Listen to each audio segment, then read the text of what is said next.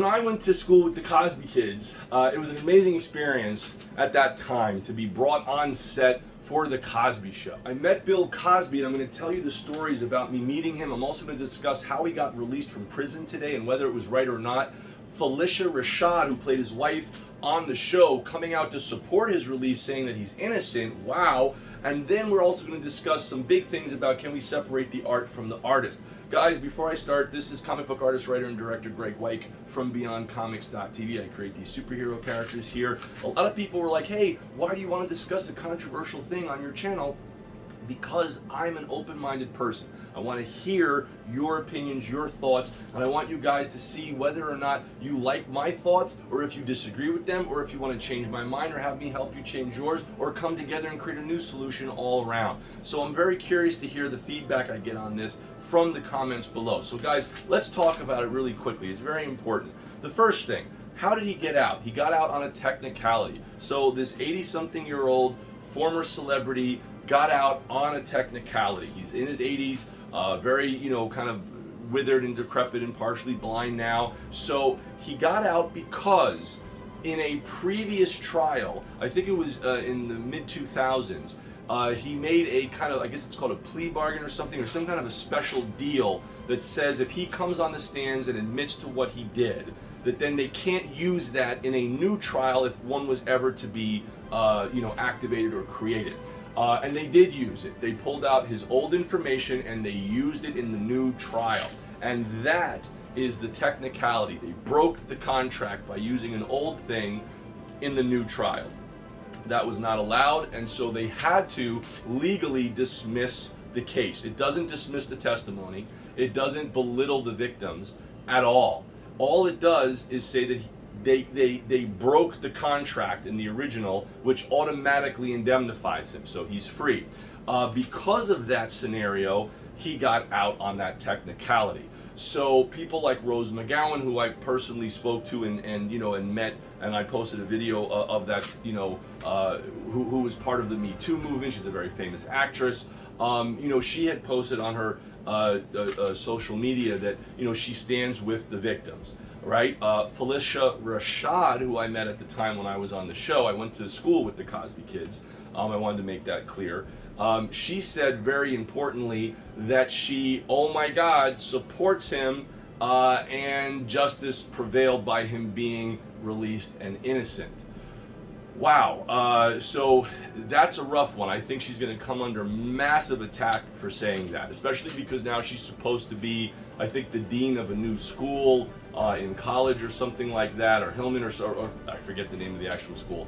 I think that was a TV school. But, the whole thing is that that's a scary scenario because, did Bill Cosby donate millions of dollars to help people? Yes. Did Bill Cosby do a lot of great things in his career? Yes. Did he do a lot of great things for people? Yes. Did he attack women, drug them to sleep, and do things to them? He said he did in one of the testimonies, supposedly. If you could, you guys could Google it and you could see that there. So since he admitted to that, that means to me that he has some kind of massive mental disorder. Like, who the heck is going to get turned on by a girl who doesn't move? That's like weird.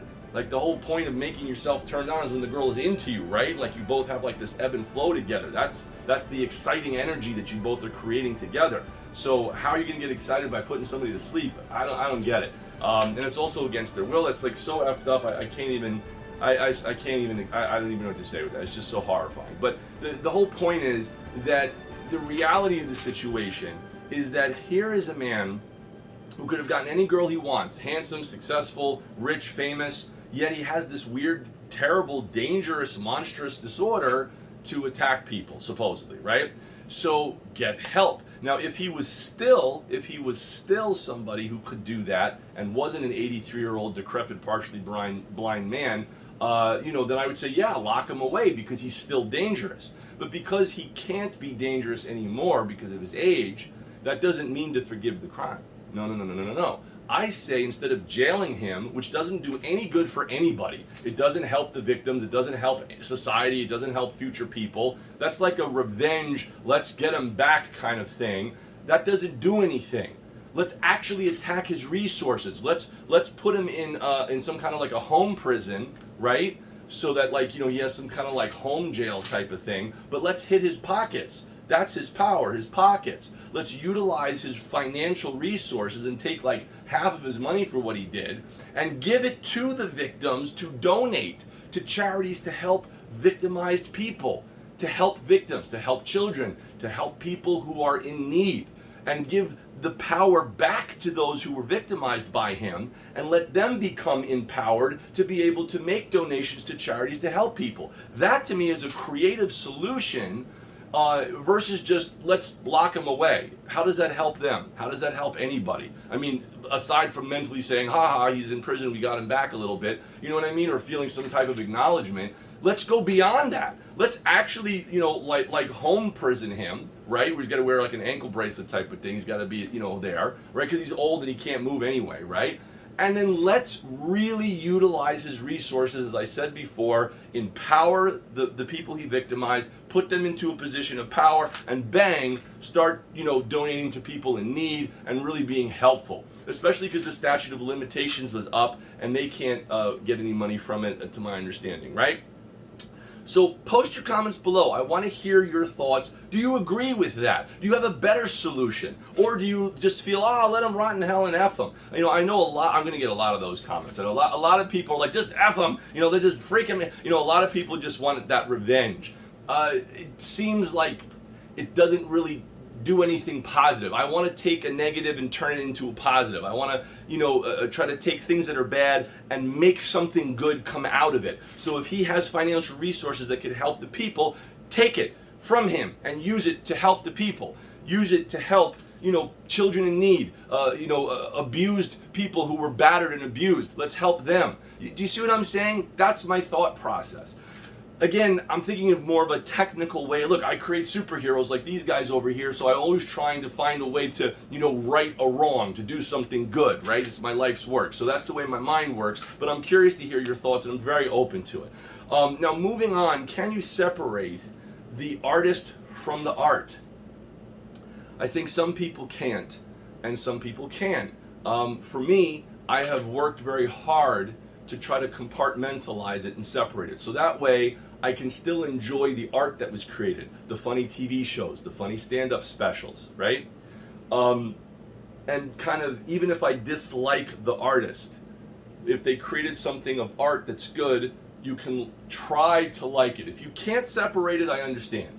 If I can't separate it, then I can't enjoy it either. So I hear that. I hear you. But if you can separate it, and you could say, look, I don't like this guy, I don't like the stuff he did, but he did really funny stand-up routines, he did really funny TV shows, we love the cast of the show, we love the TV show, enjoy that, then do it. Then at least that way you've taken one of the things they provided for entertainment, you've taken one of their resources from them, and you're enjoying it, right? And people are enjoying it, it's bringing people together. So that's a good thing.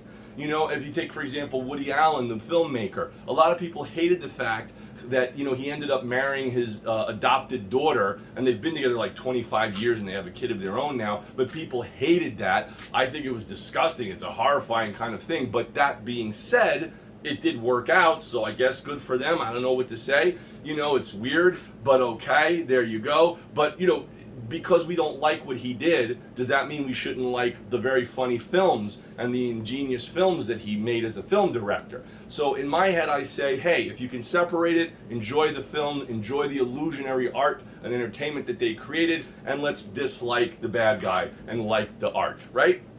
If you can do it, that's what I think you should do. Post your comments below, let me know what you think about that. Finally, when I went to school with the Cosby kids, it was an amazing experience at that time to be brought on set for the Cosby show. There was only one rumor that was spoken about on the show, which I'll get to in a moment. But being on that show, behind the scenes, and seeing everybody interact and the fun and the love that was on the show was great. Bill Cosby was very, very nice to all of us kids at the time. He was the guy who said, eat your Jell-O pudding pops, and he did the voices of his, cartoon shows and all the other stuff that we grew up with as children watching.